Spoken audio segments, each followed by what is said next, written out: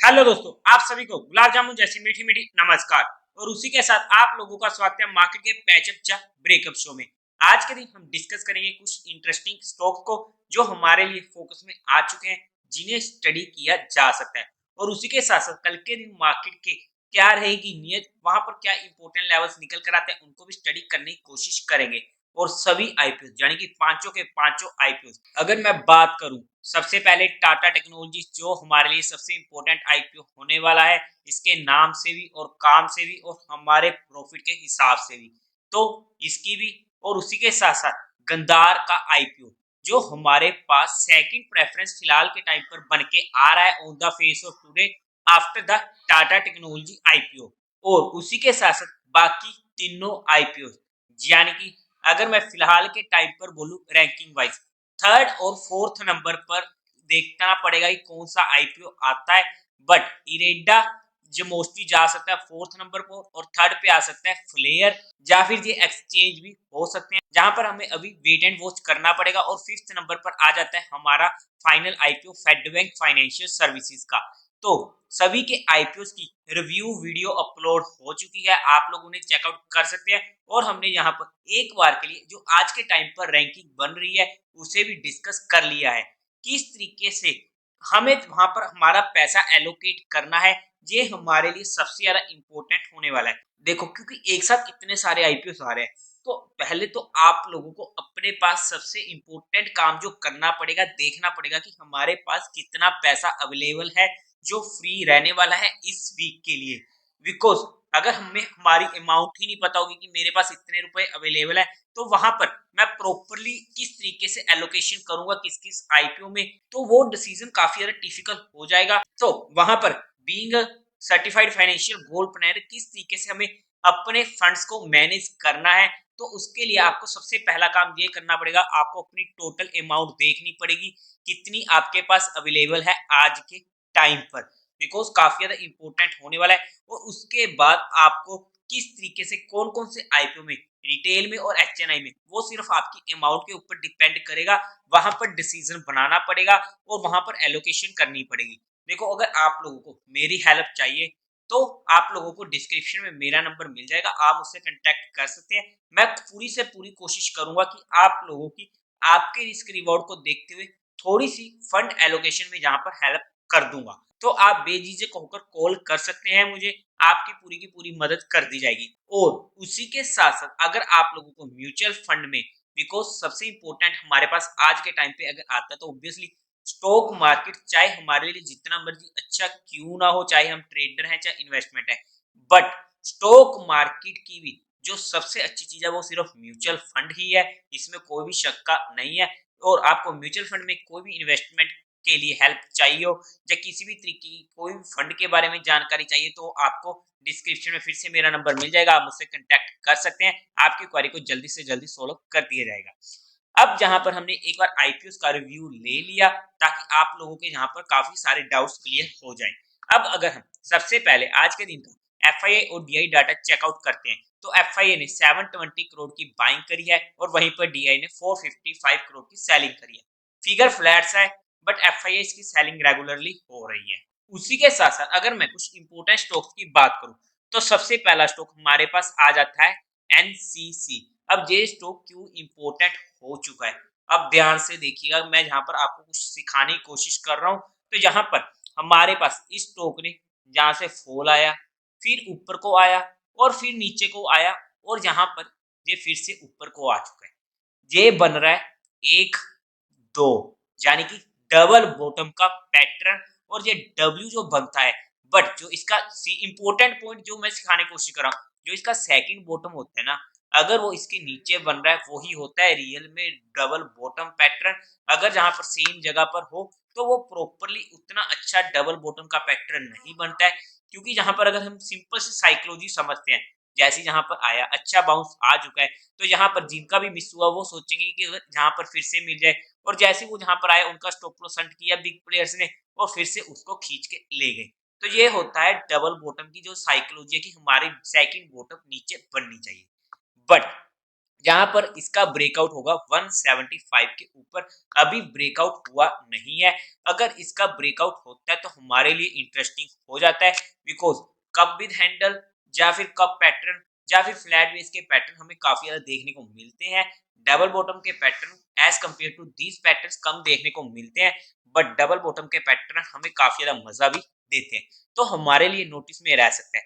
अगर मैं इसकी इंपोर्टेंट सपोर्ट की बात करूं तो वो हमारे पास निकल कर आती है 155 से 159 की रेंज।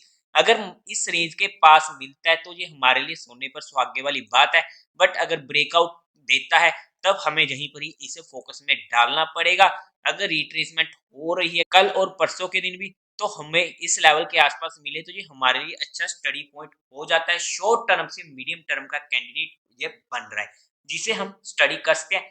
बट किसी भी स्टॉक में कहीं पर भी ट्रेडिंग में भी अगर हम बात करते हैं तो हमारा स्टॉक प्लस गलती से भी चाहे जितना मर्जी अच्छा क्यों ना हो 10% से ज्यादा का हमारी उस अमाउंट का नहीं जाना चाहिए। ये हमारे लिए सबसे इंपॉर्टेंट फैक्टर आ जाता है, क्योंकि अगर हम short to medium perspective add करें तो वहां पर ऑलरेडी हमारा जो स्टॉप लॉस होता है वो बड़ा हो जाता है और वो मैक्सिमम 8 टू 10% के पास का हो जाता है। उसी के साथ साथ सेकंड स्टॉक जो हमारे लिए कल के लिए नोटिस में रह सकता है, Mrs Bector food, purely on purely trading perspective. अगर ये 1217 के लेवल के पास मिलता है जो इसकी 200 की मूविंग एवरेज है, तो वहां पर तो ये हमारे लिए रिस्क रिवार्ड रेशियो के फेवर में आ जाएगा। ये हमारे पास अच्छा लेवल हो जाता है 1217 का, और यहाँ पर ये हमारे पास एक ट्रेडिंग पर्सपेक्टिव स्टॉक के लिए नोटिस में आ जाएगा सिर्फ छोटे से स्टॉप लॉस के साथ। 1113 की हमें इसमें इंपॉर्टेंट सपोर्ट मिलने वाली है, जहां पर ये हमारे लिए शॉर्ट टर्म कैंडिडेट बन जाता है। बट जितने भी स्टॉक हमारे यहाँ पर डिस्कस हुए हैं एजुकेशन और लर्निंग पर्सपेक्टिव हुए, किसी भी तरीके की जहां पर कोई भी इन्वेस्टमेंट टिप या एडवाइस नहीं दी गई है। फिर भी अगर आप लोगों को इन्वेस्टमेंट या ट्रेडिंग करनी है तो एक बार अपने फाइनेंशियल एडवाइजर से कंसल्ट जरूर कर लीजिएगा। उसी के साथ साथ अगर हम आज के दिन मार्केट की बात करते हैं ना, तो हमारे पास आज के दिन फिर से मार्केट में कुछ भी नहीं था करने को। हमारा इंपॉर्टेंट लेवल था 19,800 का, जहां पर आया। अगर हमारी यहाँ पर एंट्री हुई तो हमारा स्टॉप लॉस हिट होते होते बचा है, क्योंकि हमारा 30 पॉइंट का स्टॉप लॉस होता है और जहां पर सस्टेन नहीं किया था ऊपर की साइड और नीचे की साइड आ चुका था। बड़ा टारगेट नहीं मिला, बट हमारा स्टॉप लॉस हिट नहीं हुआ था और हमें एक छोटा सा ही प्रॉफिट देखने को मिला। और आज के दिन कहीं पर भी हमें कुछ भी करने को नहीं मिल रहा था। बैंक निफ्टी में एक मूव मिली थी। अगर आप लोगों ने हमारी वीकली रिव्यू की वीडियो की देखी होगी तो आप लोगों को वहां पर एक इंटरेस्टिंग ट्रेड मिल चुकी थी और आप लोगों का काम हो चुका था। इसलिए वीकली वीडियो भी काफी ज्यादा इंपॉर्टेंट होती है। वीकली बेसिस पर हम पूरे वीक की बात करते हैं और वहां पर हम इंट्राडे पर्सपेक्टिव वीकली को नहीं लेके जाते, उन दोनों पॉइंट्स को अलग अलग रखना पड़ता है। बट वीकली बेसिस पर इंपॉर्टेंट लेवल्स डिस्कस होते हैं जो काफी ज्यादा इंपॉर्टेंट होते हैं और वहां से हमें एक बड़ी मूव की एक्सपेक्टेशन होती है। हालांकि बड़ी मूव नहीं मिली है, अगर वो हमारा लेवल आया, बट छोटी सी मूव सही, बट आज के दिन एक ही ट्रेड हमको देखने को मिली। अब अगर हम कल के दिन मार्केट की बात करते हैं तो अभी तक हमें निफ्टी में कुछ भी करने को प्रॉपरली नहीं मिल रहा है। मार्केट खुलती है और एक छोटी सी रेंज में हमेशा फंस जाती है। बट कल के लिए देखो 19,800 तो ये हमारे पास इमीडिएट रेजिस्टेंस बना हुआ है, बिकॉज अच्छे खासे कोर सेलर जहां पर बैठे हैं। मार्केट को इसके ऊपर जाना भी है, सस्टेन भी करना है, तब भी जहां पर जाकर हमें ऊपर की साइड की एक मूव मिलेगी, जहां पर हमारे पास पहला टारगेट निकल कर आ जाता है ये वाला 19,875 से 900 की रेंज। तो ये हमारे पास पहली मूव का टारगेट आता है अगर इसके ऊपर जाता है।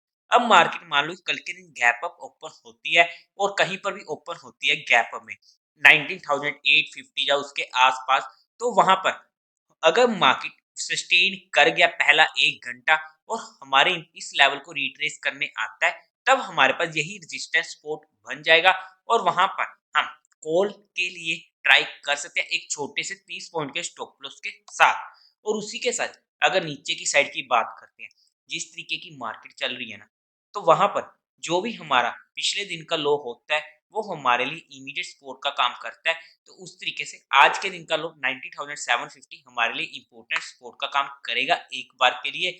अदरवाइज मेजर सपोर्ट तो हमारे पास 19,600 की रहने वाली है। और क्योंकि आज के दिन फेड की तरफ से कुछ न्यूज आने वाली है, तो वहां पर मार्केट में कल गैप अप होता है या गैप डाउन होता है, वो वहां पर कल का दिन ओपनिंग होने के बाद ही हमें वहां पर माइंडसेट तैयार करना पड़ेगा किस तरीके से मार्केट बिहेव कर रही है। बट हमारे पास इंपॉर्टेंट लेवल्स नोटिस में रहने चाहिए, तो वही हमें हेल्प कर देंगे।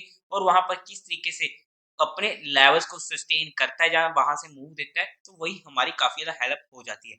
अगर कुछ और ज्यादा इंपॉर्टेंट नोटिस में आता हुआ और आप लोगों को बताने के लिए जरूरी हुआ, तो मैं आप लोगों को टेलीग्राम चैनल पर अपडेट कर दूंगा। टेलीग्राम चैनल का लिंक आपको डिस्क्रिप्शन में मिल जाएगा, या फिर आप direct market love affair search करके वहां से भी ज्वाइन कर सकते हैं। अगर बैंक निफ्टी क्योंकि कल के दिन होने वाली है एक्सपायरी, तो मैं वहां पर आप लोगों को पता है कि एक्सपायरी वाले दिन हमें उस सेगमेंट में काफी कम मूव देखने को मिलती है। बट फिर भी अगर मैं इंपोर्टेंट लेवल्स की बात करूं, सिर्फ इंपोर्टेंट लेवल्स की बात कर रहा हूं, जहां पर 43,800 का हमें इमीडिएट और मेजर रेजिस्टेंस मिलने वाला है। स्पोर्ट की साइड हमें इमीडिएट सपोर्ट मिलेगी 43,450 की। इसके रेंज के बीच में एक्सपायरी है, तो वहां पर थोड़ा सोच समझ के काम करना पड़ेगा। बट अगर किसी भी साइड ब्रेकआउट जब ब्रेकडाउन होता है, तो वहां पर हमें एक अच्छी मूव देखने को मिल सकती है। और अगर by chance hero zero trade हमें देखने को मिलती हुई, तो वहां पर मैं आप लोगों को टेलीग्राम चैनल पर अपडेट कर दूंगा। बट क्योंकि हम हीरो जीरो ट्रेड कर रहे होते हैं, तो वहां पर हमारे पास क्वांटिटी काफी ज्यादा कम होनी चाहिए। अगर जनरली हम 10 लोट उठा रहे हैं, तो वहां पर हीरो जीरो में हमारे पास 10 की बजाय 1 या 2 लोट ही लेने चाहिए। यही होता है हीरो जीरो का मतलब। क्योंकि अगर वहां पर हमारी ट्रेड जीरो हो जाती है, तो हमें इतनी बड़ी टेंशन ना हो। तो इस पॉइंट को थोड़ा सा ध्यान से समझ लीजिएगा। और जितनी भी चीजें जहां पर डिस्कस हुई है, वो सिर्फ एजुकेशन, लर्निंग और केस स्टडी पर्सपेक्टिव हुई है, जहां पर किसी भी तरीके को भी इन्वेस्टमेंट टिप या एडवाइस नहीं दी गई। फिर भी अगर आप लोगों को इन्वेस्टमेंट या ट्रेडिंग करनी है, तो एक बार अपने फाइनेंशियल एडवाइजर से कंसल्ट कर लीजिएगा। तो देवी और सज्जनों, उम्मीद है आप लोगों को ये वीडियो अच्छी लगी होगी। तो इस वीडियो को लाइक कीजिएगा, शेयर कीजिएगा और साथ ही साथ चैनल को सब्सक्राइब करें। हर हर महादेव।